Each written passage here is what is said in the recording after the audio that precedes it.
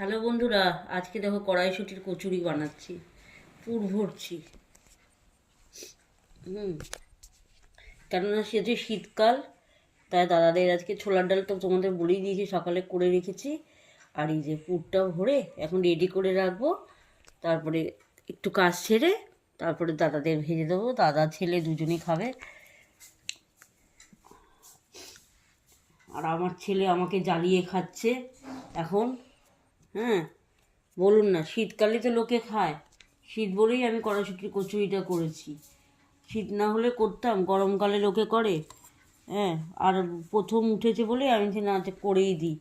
আর কবে করতে পারবো কি পারবো না, ওই জন্য।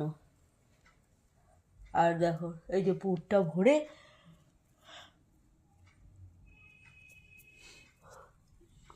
আজকে শরীরটা খুব